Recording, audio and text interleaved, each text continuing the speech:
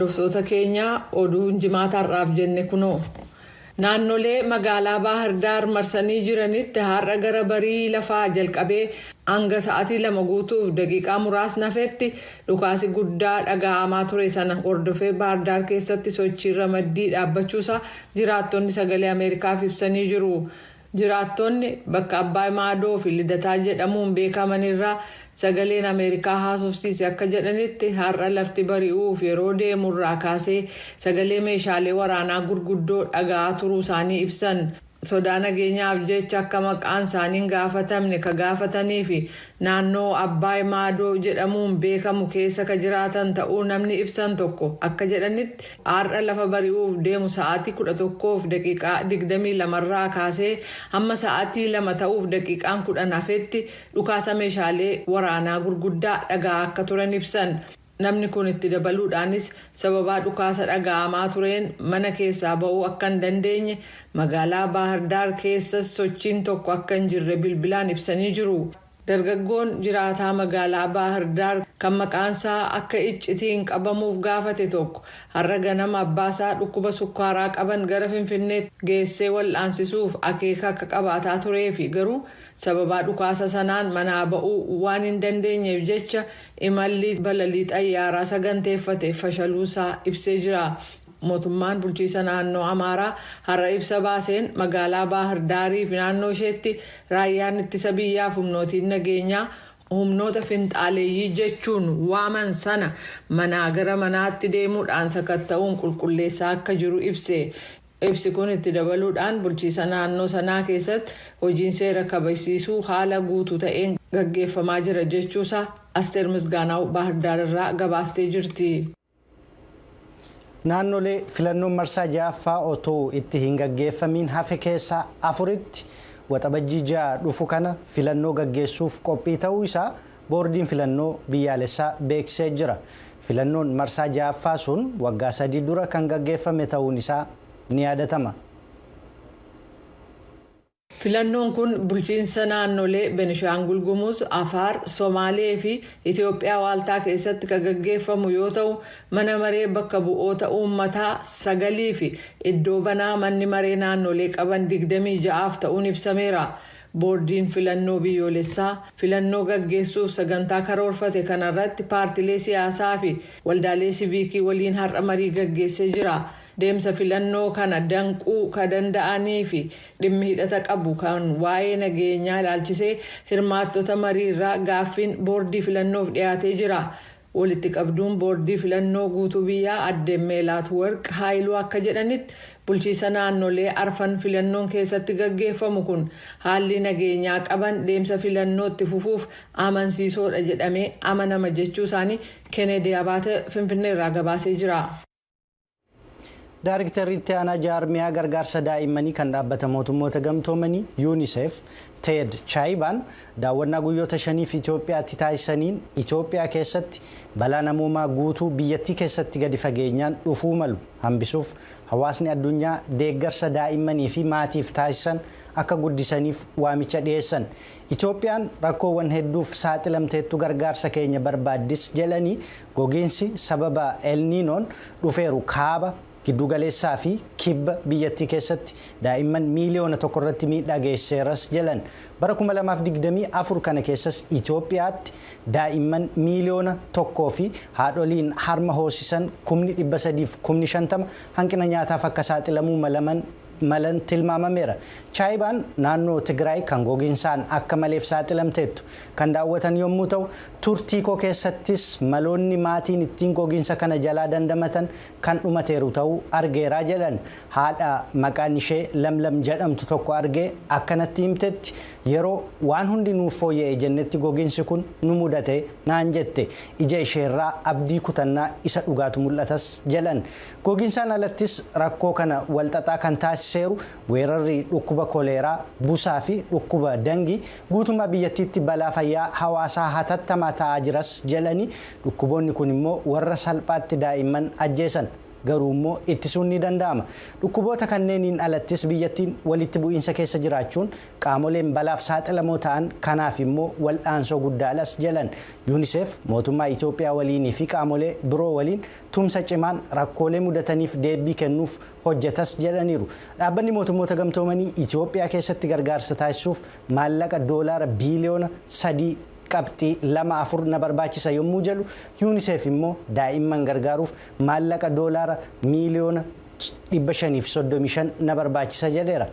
Gara oduu biraatti yommuu dabarris immoo gaazexeessaan lammii Faransaay torban darbe Itoophiyaa keessatti jeequmsa uumuuf shira xaxuun shakkamee to'annoo jala oole kamisa kaleessaa gadhiifamuu isaa hojjechiisaan isaa kan maxxansa addaa Africa Intelligence jedhamu beeksisanii jiru. Jaallanneen dabalataan nutti himti.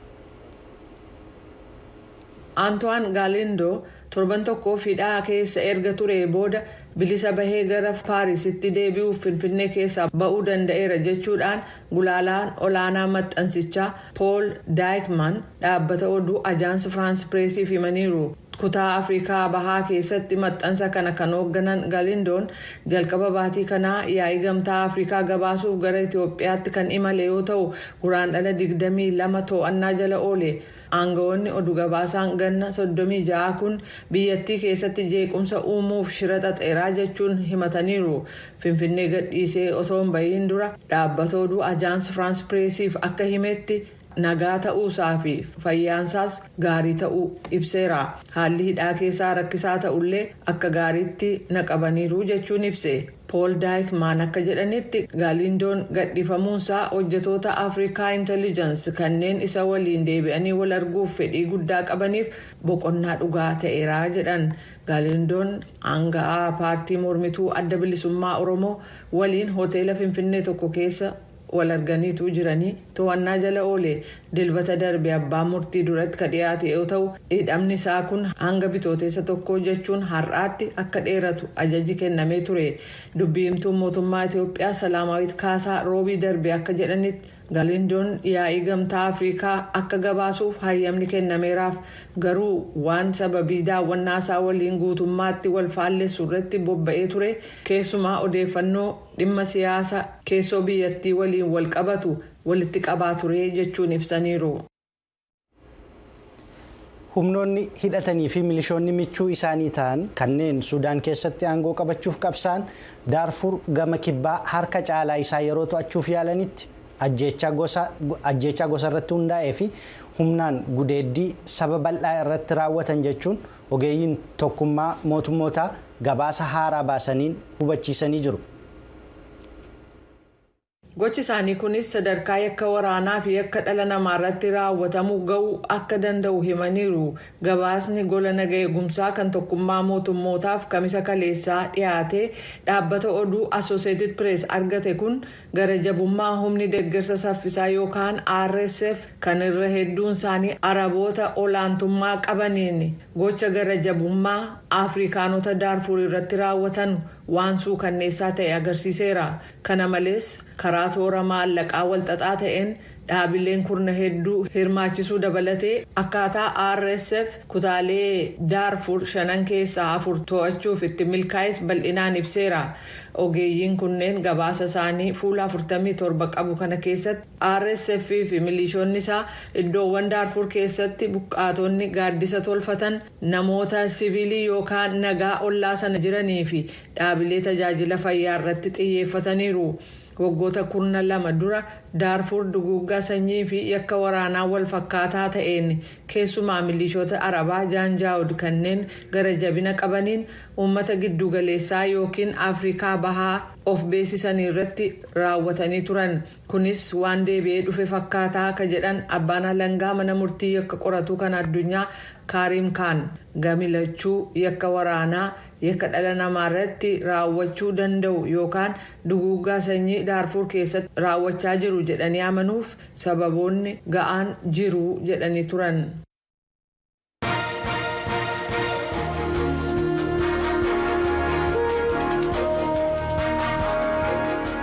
Kan hordofaa jirtan kun sagalee Ameerikaa sagantaa Afaan Oromooti.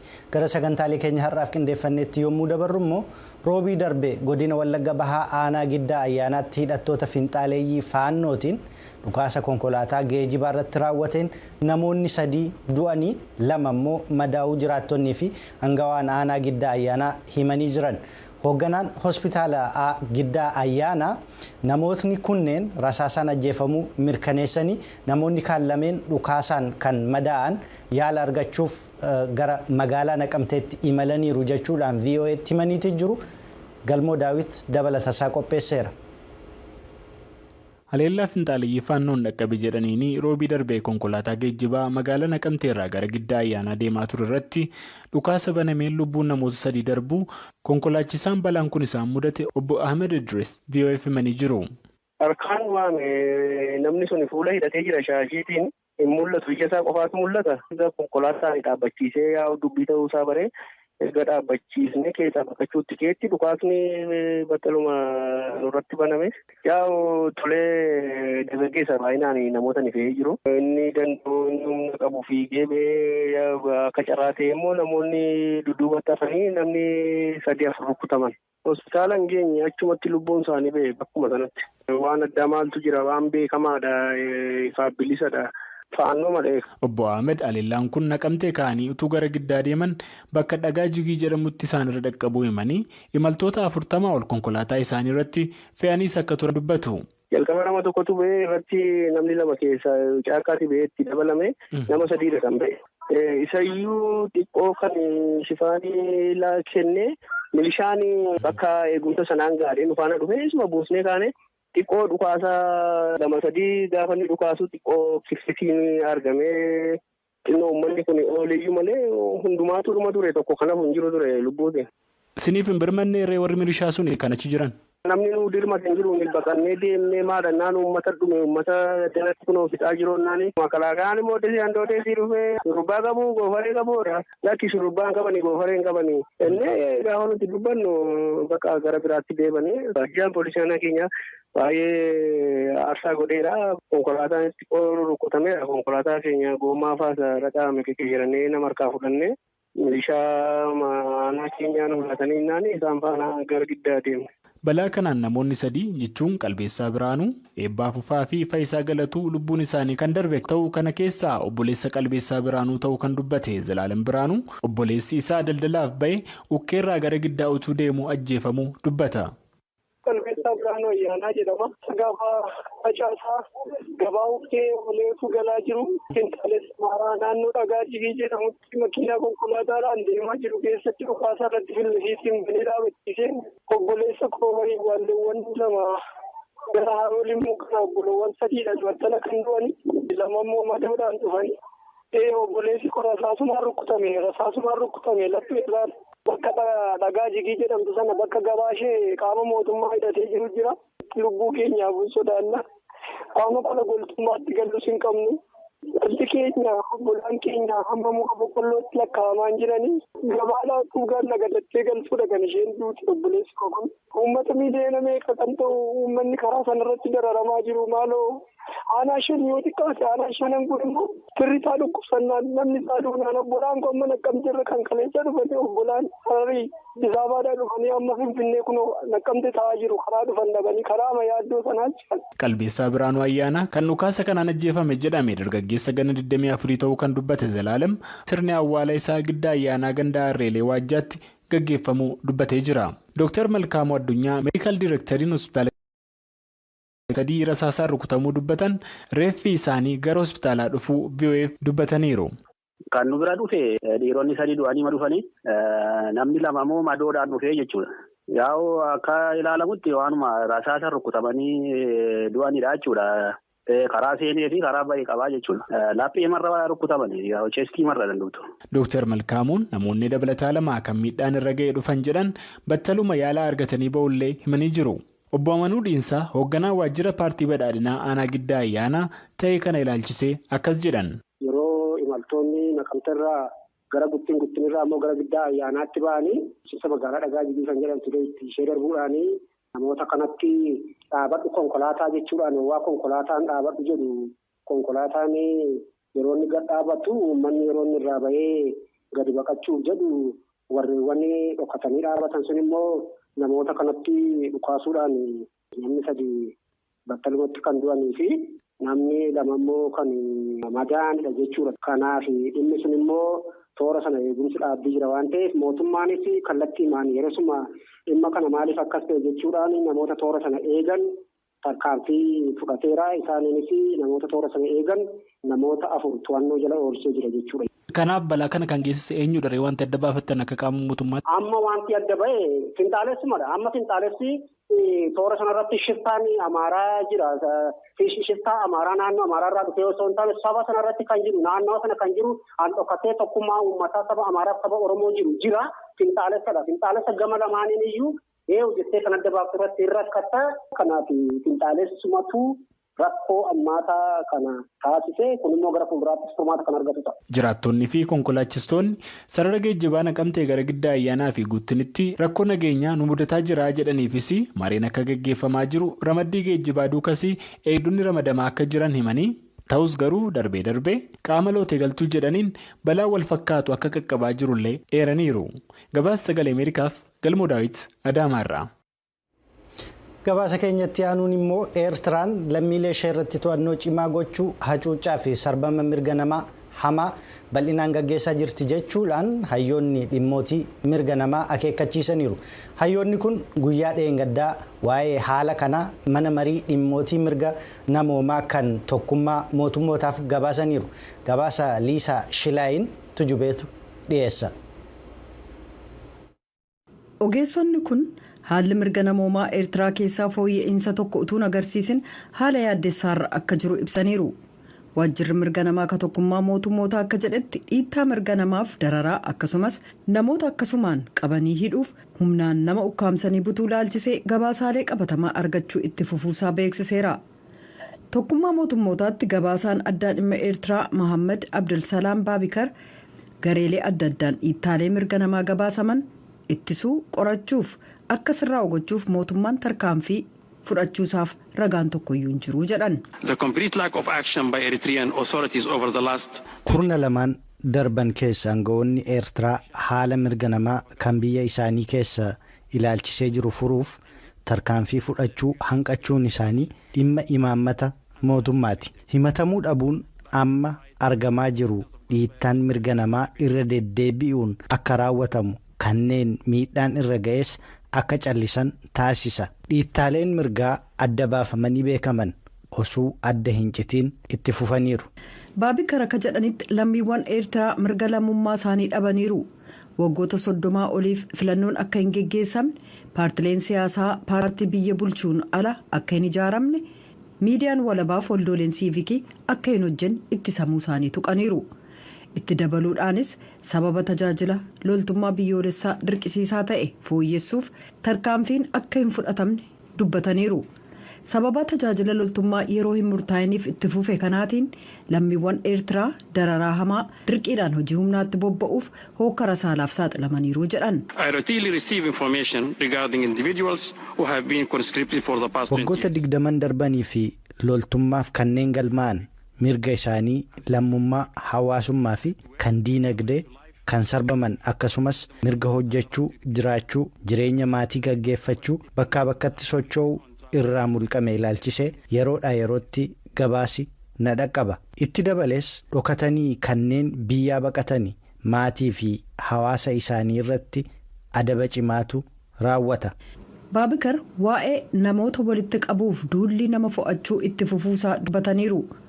Humnootiin ittisaa Eertiraa ammallee Itoophiyaa waliin waliigaltee ragaanis naannoo Tigraay keessa sosso'aa jiru.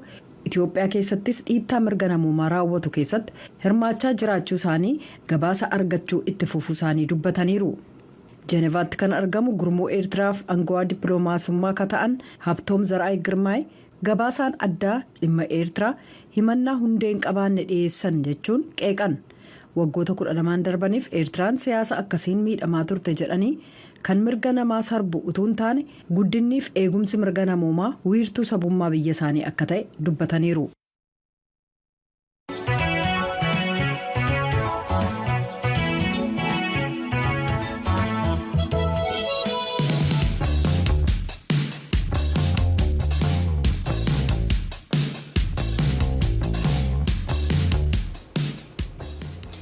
Amma immoo qophii labataati. Qophii labataa har'aa irra deebiin kan isin biraan geenyudha. Dargaggoo Firaa'ol Dassaaleeny Abdiisaa sirboota afaan Oromoo bifa haarawaa ta'een sabaa himaalee akka marsariitii suur sagalee yuutuubii fi tiiktookii irratti lakkisa. Ogummaa fayyaa baratee eebbifamee hojii dhiisee gara weelluutti kan gale Firaa'ol maqaa sayyoo jedhuun kan beekamu yoo ta'u sirboota isaa sabaa himaalee kanarratti lakkisuunis gumgummii fi